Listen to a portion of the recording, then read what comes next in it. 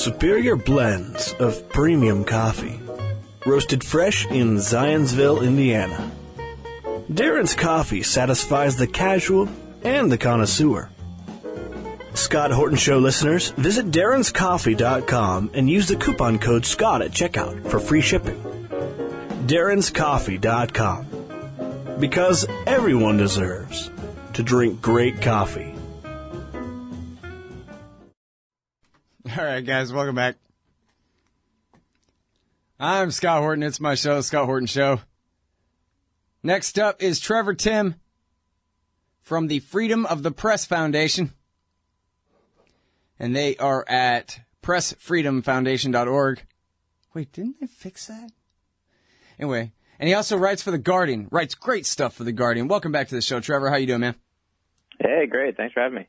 Good to have you back on the show. You know what? Before we do the exploiting the terrorist attack stuff, let's talk a little bit about the Republicans and Russia column that you wrote a couple of weeks or so ago, or a week ago. Sure. We ran it on antiwar.com, and I remember thinking when I read it, wow, I really should have gone through one by one and done the work that Trevor did here, collecting these quotes of these nutcases. These are the presidential candidates. Audience, get ready. I mean, go ahead, tell them, Trevor, what these kooks have to say about America's relationship with Russia. And everyone, no need to mention, but I'll mention anyway, keep in mind, they still have thousands of hydrogen bombs. Thousands of them. Okay, I'm sorry. So go ahead, Tim, Trevor. You got two first names. It's not my fault. Go in whichever order you think is funniest, I guess. Yeah, I mean, they're all pretty funny / terrifying. For the past month or so, all of these candidates have been trying to outdo each other for who would do what with Syria, and they've kind of run out of ideas. And what the idea that they've all settled on is that there should be a no-fly zone. The only problem is that Russian planes are regularly flying over Syria, also doing combat missions. So then the question became, well, so are you saying that you're going to shoot down Russian planes and potentially start World War III? And all of a sudden, all of these Republican candidates started coming out and saying, actually, yes, that's exactly what we would do. Ben Carson said, you shoot them down, absolutely. Whatever happens next, we deal with it. That's an actual quote. And, whatever happens next, a.k.a. nuclear war. Carly Fiorina said, I think we must be prepared to shoot down Russian planes. Chris Christie said, call Putin and tell him, listen, we're going to enforce a no-fly zone, and then as soon as he flies in your territory, you take him down. It's just on and on like this. Pretty much every Republican candidate, Dave Rand Paul, is now for starting war with Russia over Syria, which at the same time, they could care less about the actual people of Syria. They're just interested in dropping more bombs. So, it's quite alarming. Beyond just the whole starting World War III with Russia part, the no-fly zone, as the former Joint Chiefs of Staff actually pointed out in Congress, but which nobody actually talks about ever, is that it requires 70,000 U.S. servicemen. And that if you're even going to do these safe zones they're talking about, that means thousands and thousands of ground troops. So, and I shouldn't be just talking about Republicans here. Hillary Clinton has called for a no-fly zone and essentially is calling for tens of thousands of troops to be deployed at or near Syria. And, it's really mind-boggling when you think about exactly what they're calling for here, yet they just kind of do it on the fly, kind of shoot from the hip style. Yeah. Well, I mean, there's so much ridiculousness here. I don't even really know where to start, but I guess maybe we start with the fact that the military doesn't want to do this, and that's why they're lugging around this giant poison pill. The Air Force is telling Congress, yeah, no, we'd have to bring the whole Army with us. And the Army is saying, we don't want to go. I mean, come on. They don't want to do this at all. And it's thank goodness for the calm, patient restraint of our standing Army, keeping our civilians at bay. Again, one of the ironies of living in an empire where, they'll fight any war at any time, but really wants to fight directly for the Al-Qaeda guys? Can't we fight against them for a little while again or something like that instead, it's really funny that it's actually the military that is being like, no, actually, this is a really dumb idea. We shouldn't do this. And yet, it's all the politicians, pushing it day in and day out in the media. It's completely amazing. And then the other thing is, supposedly, America and Russia have the same enemy. And no one doubts that Russia is bombing the Islamic State and al-Nusra, which is al-Qaeda in Syria. And so why in the world? I mean, okay, if you're the average Joe living room, aren't you scratching your head wondering what the hell is going on here that we want to get into a war with Russia over bombing the same side of the civil war that we're bombing? Yeah, I mean, the problem is that, the U.S. hates all sides. And so what it wants to do is essentially insert itself into the middle of a civil war, yet fight both sides. And so it's just would be a never-ending quagmire that it's hard to describe how ridiculous it would be and how there is absolutely no plan to get us out. And the idea is that these guys are willing to also throw into the mix the chance for a larger world war is beyond absurd. Yeah. Well, and, I don't know if you saw the thing of Hillary Clinton's speech at the Council on Foreign Relations, but I actually haven't had a chance to watch the whole thing yet. But at the end, Fareed Zakaria has like a question and answer thing with her. And he says, so this policy where we're going to back the moderate rebels and they're going to defeat al-Qaeda and the Islamic State and Assad's army and Hezbollah and Iran backed by Russia and then create a secular democratic government in Damascus. Is that still what we're doing here? What do you think? Is that, well, yeah. And she laughs and goes, oh, well, when you put it like that, but of course, that's the policy. Gee, damn it, that they've been pursuing here for, 4.5 years straight. That's exactly what they said they're doing. And for him, like, oh, come on, that's not fair for Reed to say it all in one sentence like that, where it sounds ridiculous.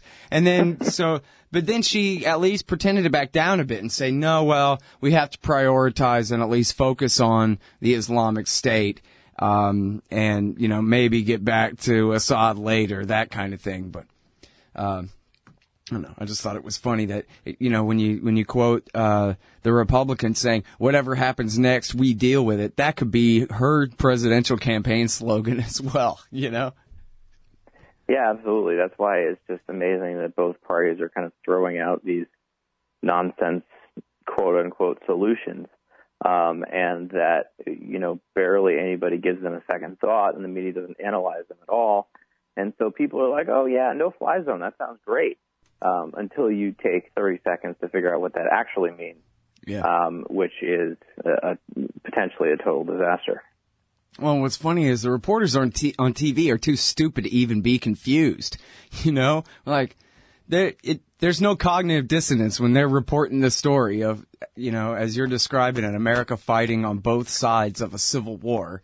They don't even think it sounds weird or anything. They just keep going on. I think these I don't know if it's the reporters or just the politicians or the people, but there is this notion that no-fly zones are enforced by magic, and that as soon as you declare one by saying it out loud, then magically all the planes in the country will stop flying, and you don't have to worry about a thing. I mean, the thing with the no-fly zone and why it takes 70,000 servicemen, like the Joint Chiefs of Staff told Congress, is because you have to take out the entire country's air force with missiles. And, Syria, with a significant air force, it's going to take a while, and who knows if it'll actually work. But, you basically have to go to war with that country and hope that they don't fight back.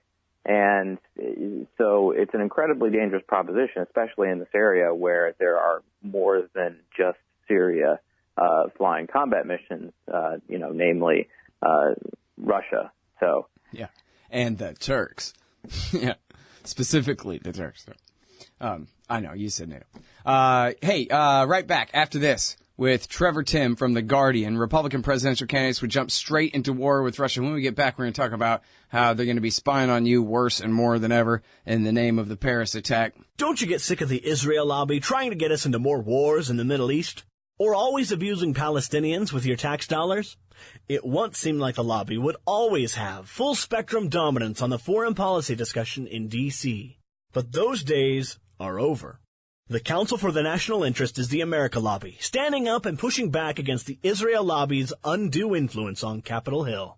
Go show some support at councilforthenationalinterest.org. That's councilforthenationalinterest.org. Hey, I'll check out the audiobook of Lou Rockwell's Fascism versus Capitalism, narrated by me, Scott Horton, at audible.com. It's a great collection of his essays and speeches on the important tradition of liberty. From medieval history to the Ron Paul Revolution, Rockwell blasts our statist enemies, profiles our greatest libertarian heroes, and prescribes the path forward in the battle against Leviathan. Fascism versus Capitalism by Lou Rockwell for audiobook. Find it at Audible, Amazon, iTunes, or just click in the right margin of my website at scotthorton.org. All right, you guys, welcome back. I'm Scott Horton. It's my show, The Scott Horton Show. Wrapping up for the week here. Hey, it's Thanksgiving, man. Wrapping up early for the week with Trevor Timm on the show, writing for The Guardian. And we were talking about the Republicans want to get us in a nuclear war over stuff that they don't even know the first thing about, for Christ's sake. But now Paris is being used to justify agendas that had nothing to do with the attack is one.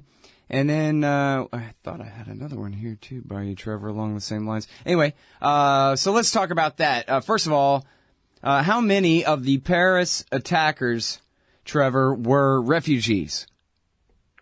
0. It's incredible. I mean, so this is the thing that, we've had this entire debate for almost 2 weeks now, a hysterical debate that's been driven by fear over whether we should ban Syrian refugees. The other debate that we've been having is over whether we should ban encryption because, a day after the attack, dozens of intelligence officials came out and blamed encryption for the intelligence agencies missing this and going dark, as they like to say, and that, encryption, which is kind of the bedrock of privacy for billions of people at this point who use the Internet, encryption is what Senator Feinstein called actually the Achilles heel of the Internet.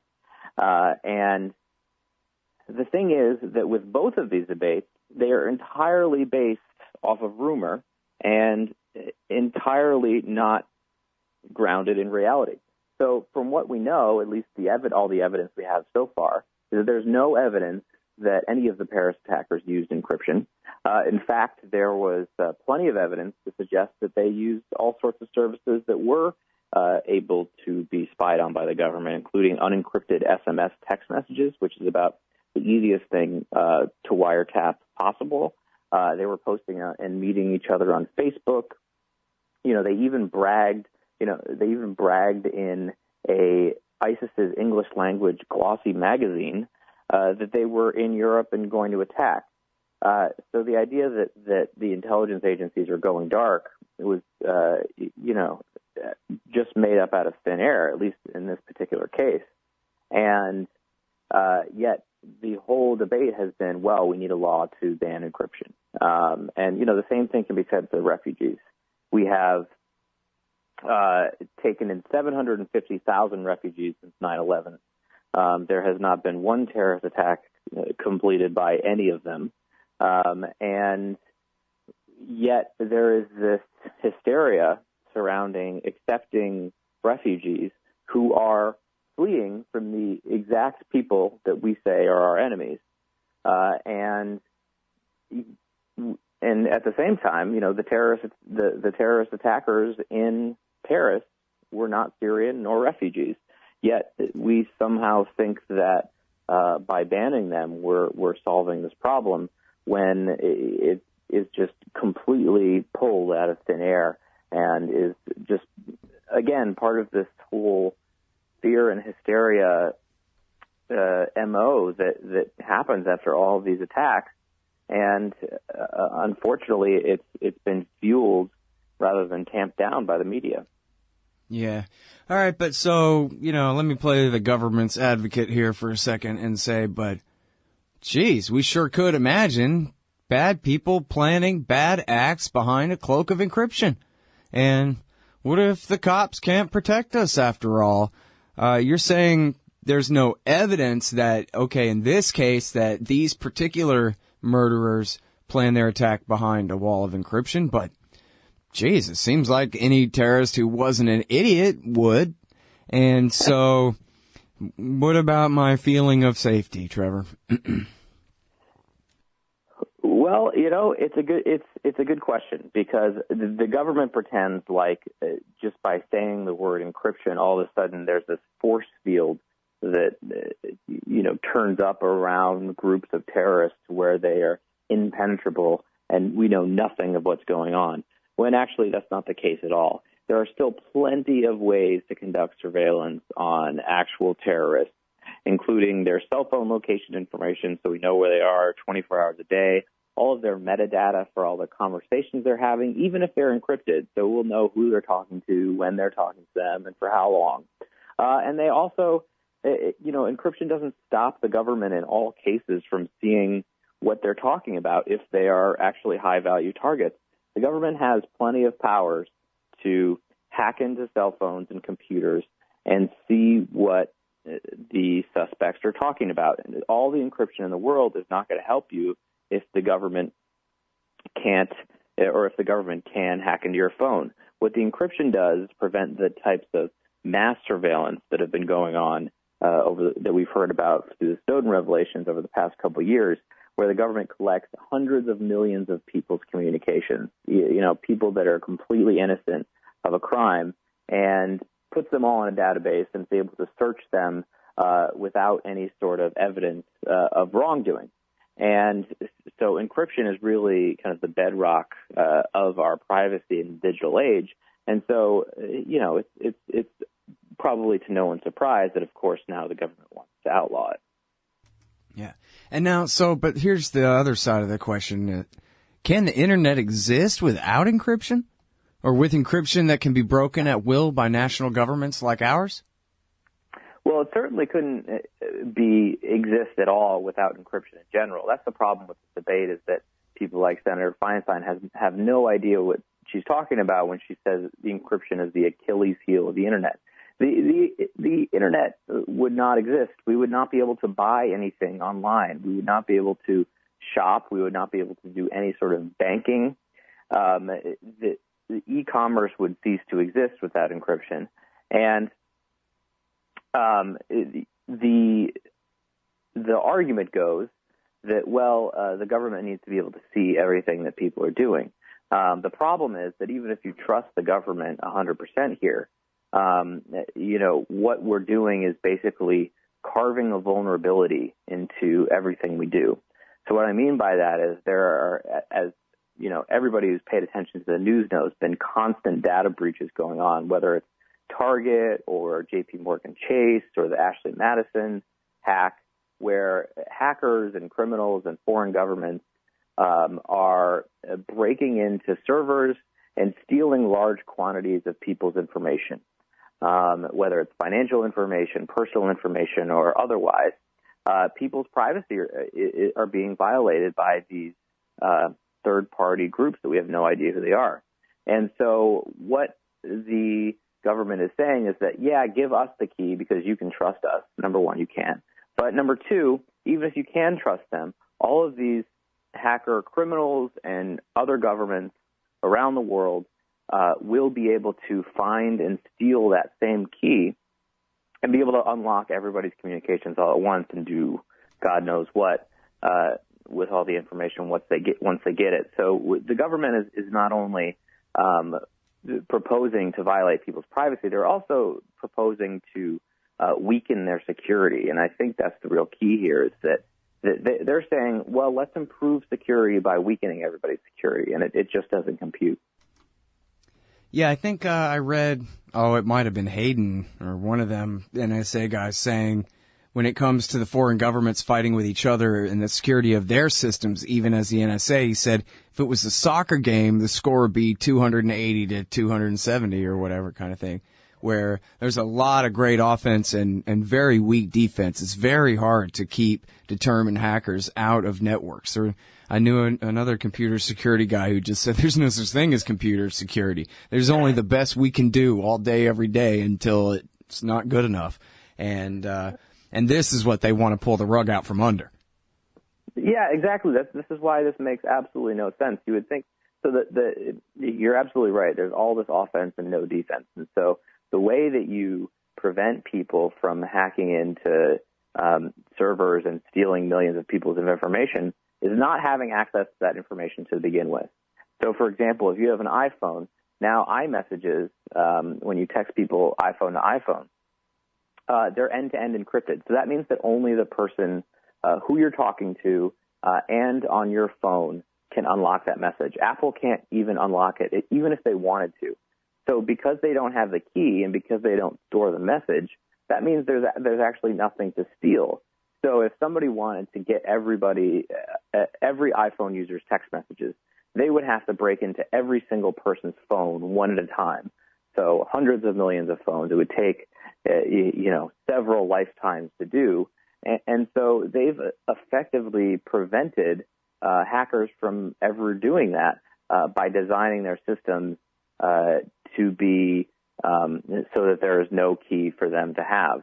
And so this is what we should be encouraging everybody to do. Unfortunately, this is exactly what the government wants to be illegal. Yep. All right, y'all, that's the great Trevor Timm from The Guardian. And this one is called Paris is Being Used to Justify Agendas that had nothing to do with the attack. Thanks very much, Trevor. Appreciate it. Thanks a lot. Appreciate it. See y'all. Hey. Happy Thanksgiving. You hate government? One of them libertarian types? Or maybe you just can't stand the president, gun grabbers, or warmongers. Me too. That's why I invented LibertyStickers.com. Well, Rick owns it now, and I didn't make up all of them, but still, if you're driving around and want to tell everyone else how wrong their politics are, there's only one place to go. LibertyStickers.com has got your bumper covered. Left, right, libertarian, empire, police, state, founders quote, central banking. Yes, bumper stickers about central banking. Lots of them. And, well, everything that matters. LibertyStickers.com. Everyone else's stickers suck.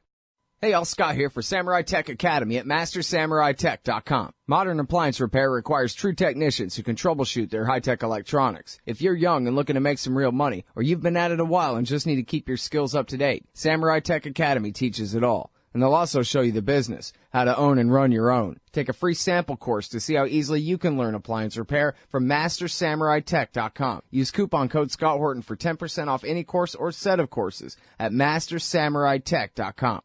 Hey, Scott Horton here to tell you about this great new book by Michael Swanson, The War State. In The War State, Swanson examines how Presidents Truman, Eisenhower, and Kennedy both expanded and fought to limit the rise of the new national security state after World War II. If this nation is ever to live up to its creed of liberty and prosperity for everyone, we are going to have to abolish the empire. Know your enemy. Get The War State by Michael Swanson. It's available at your local bookstore or at Amazon.com in Kindle or in paperback. Just click the book in the right margin at scotthorton.org or thewarstate.com.